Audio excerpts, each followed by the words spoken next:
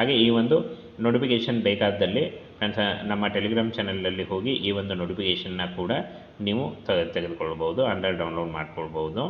PUC ಮತ್ತು 7ನೇ ತರಗತಿ ಪಾಸಾದಂಥ ಅಭ್ಯರ್ಥಿಗಳಿಗೆ ಗ್ರಾಮ ಪಂಚಾಯಿತಿಗಳಿಂದ ನೇಮಕಾತಿಯ ಹೊಸ ಅಧಿಸೂಚನೆ ಆಗಿರುತ್ತೆ. ಹಾಗೇನ ಈ ಒಂದು ಹುದ್ದೆಗಳಿಗೆ ನೇಮಕಾತಿ ನಿಮ್ಮೂರ ಗ್ರಾಮ ಪಂಚಾಯಿತಿಗಳಲ್ಲಿ ಕೆಲಸ ಸಿಗುತ್ತೆ ನೋಡಿ. ಹಾಗೇನ ರಾಜ್ಯಾದ್ಯಂತ ಗ್ರಾಮ ಪಂಚಾಯಿತಿಗಳಲ್ಲಿ ಕೆಳ ಹಂತದ ವಿವಿಧ ಹುದ್ದೆಗಳು ಖಾಲಿ ಇದ್ದು ಇವುಗಳ ಭರ್ತಿಗೆ ಗ್ರಾಮೀಣಾಭಿವೃದ್ಧಿ ಮತ್ತು ಪಂಚಾಯತ್ ರಾಜ್ ಇಲಾಖೆ, ಕರ್ನಾಟಕ ಪಂಚಾಯತ್ ರಾಜ್ ಆಯುಕ್ತಾಲಯದಿಂದ ಆಯಾ ಜಿಲ್ಲೆಗಳಿಗೆ ಜಿಲ್ಲಾ ಪಂಚಾಯಿತಿ ಆಡಳಿತಾಧಿಕಾರಿಗೆ ಆದೇಶ ಹೊರಡಿಸಲಿದೆ ಅಂತ ಕೊಟ್ಟಿದ್ದಾರೆ ನೋಡಿ. ಹಾಗೆಯೇ ಈ ಒಂದು ಹುದ್ದೆಗಳಿಗೆ ಅರ್ಜಿ ಸಲ್ಲಿಸುವಂಥ ಅಭ್ಯರ್ಥಿಗಳಿಗೆ ಏನು ವಿದ್ಯಾರ್ಹತೆ ಇರಬೇಕು, ಹಾಗೆ ಹೇಗೆ ಅರ್ಜಿ ಸಲ್ಲಿಕೆ ಎಂಬ ಸಂಪೂರ್ಣ ಮಾಹಿತಿ ವಿಡಿಯೋದಲ್ಲಿರುತ್ತೆ ನೋಡಿ. ಇನ್ನು ಫ್ರೆಂಡ್ಸ್, ಇಲಾಖೆಯಲ್ಲಿ 6026 ಹುದ್ದೆಗಳಿಗೆ ನೇಮಕಾತಿ ಇರುತ್ತೆ ನೋಡಿ. ಕೆಳ ಹಂತದ 4 ವೃತ್ತದ ಹುದ್ದೆಗಳಾಗಿರ್ತವೆ. ಕರ್ನಾಟಕ ಪಂಚಾಯತ್ ರಾಜ್ ಇಲಾಖೆಯಿಂದ ನೇಮಕಾತಿ ಆಗಿರುತ್ತೆ.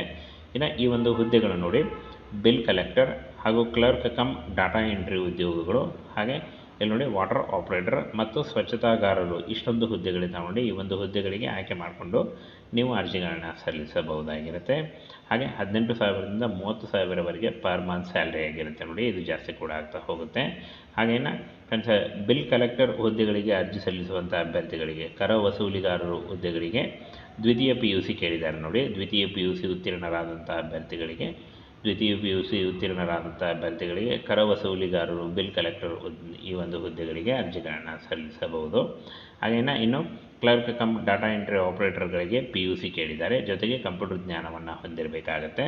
ಹಾಗೆ ವಾಟರ್ಮ್ಯಾನ್ ಹುದ್ದೆಗಳಿಗೆ 7ನೇ ತರಗತಿ ಕೇಳಿದ್ದಾರೆ ನೋಡಿ. 7ನೇ ತರಗತಿ ಆದಂಥ ಅಭ್ಯರ್ಥಿಗಳು ವಾಟರ್ಮ್ಯಾನ್ ಹುದ್ದೆಗಳಿಗೆ ಅರ್ಜಿಗಳನ್ನು ಸಲ್ಲಿಸಬಹುದು. ಇನ್ನು ಸ್ವಚ್ಛತೆಗಾರರು ಹುದ್ದೆಗಳಿಗೆ ಯಾವುದೇ ವಿದ್ಯಾರ್ಹತೆ ಕಡ್ಡಾಯವಲ್ಲ ಅಂತ ಹೇಳಿದ್ದಾರೆ ನೋಡಿ. 7ನೇ ತರಗತಿ ಅಥವಾ ನೀವು ಯಾವುದೇ ರೀತಿಯ ಒಂದು ಎಜುಕೇಷನ್ ಇಲ್ಲದೇ ಇದ್ದರೂ ಕೂಡ ಈ ಒಂದು ಸ್ವಚ್ಛತಾಗಾರ ಹುದ್ದೆಗಳಿಗೆ ಅರ್ಜಿಗಳನ್ನು ಸಲ್ಲಿಸಬಹುದು.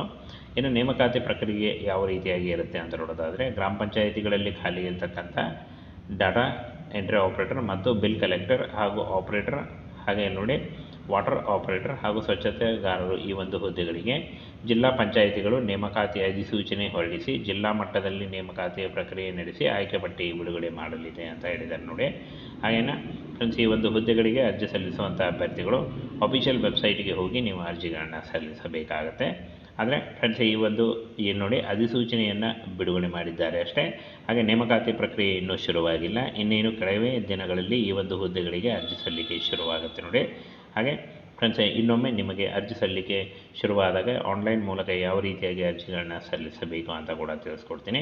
ಹಾಗೇನು 18ರಿಂದ 30 ವರ್ಷದ ಒಳಗಿನವರು ಅರ್ಜಿಗಳನ್ನು ಸಲ್ಲಿಸಬಹುದು. OBC ಅಭ್ಯರ್ಥಿಗಳಿಗೆ 3 ವರ್ಷ ಮತ್ತು SC/ST ಅಭ್ಯರ್ಥಿಗಳಿಗೆ 5 ವರ್ಷಗಳ ವಯೋಮಿತಿ ಸಡಿಲಿಕೆ ಕೂಡ ಇರುತ್ತೆ ನೋಡಿ. ಹಾಗೆ ಕರ್ನಾಟಕದ ಎಲ್ಲ ಗ್ರಾಮ ಪಂಚಾಯಿತಿಗಳಲ್ಲಿ ಈ ಒಂದು ಕರ ವಸೂಲಿಗಾರರ cum data entry operator, clerk ಹಾಗೂ ವಾಟರ್ ಆಪರೇಟರ್ ಮತ್ತು ಸ್ವಚ್ಛತಾಗಾರ ಹುದ್ದೆಗಳಿಗೆ ಅರ್ಜಿಗಳನ್ನು ಸಲ್ಲಿಸಬಹುದಾಗಿರುತ್ತೆ. ಇನ್ನೇನು ಕೆಲವೇ ದಿನಗಳಲ್ಲಿ ಈ ಒಂದು ಹುದ್ದೆಗಳಿಗೆ ಅರ್ಜಿ ಸಲ್ಲಿಕೆ ಶುರುವಾಗುತ್ತೆ ನೋಡಿ.